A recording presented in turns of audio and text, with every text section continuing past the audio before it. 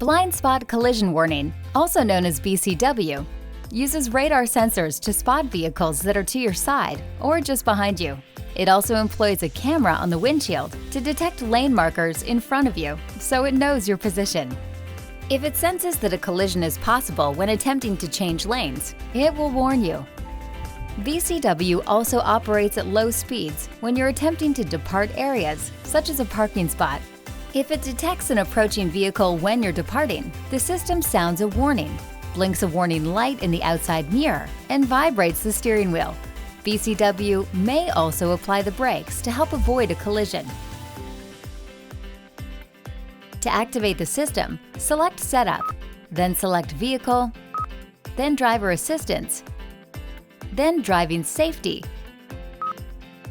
then Blind Spot Safety.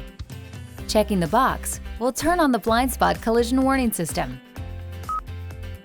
BCW may not always detect a possible collision, especially on curves or slopes where lanes are at different heights or when traffic is merging or dividing. Please see your owner's manual for a more complete list of these types of situations.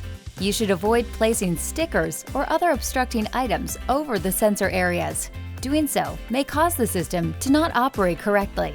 Please consult the owner's manual for information on where the sensor areas are, as well as more information on the BCW system. The driver should hold the responsibility to control the vehicle. Do not solely depend on BCW system.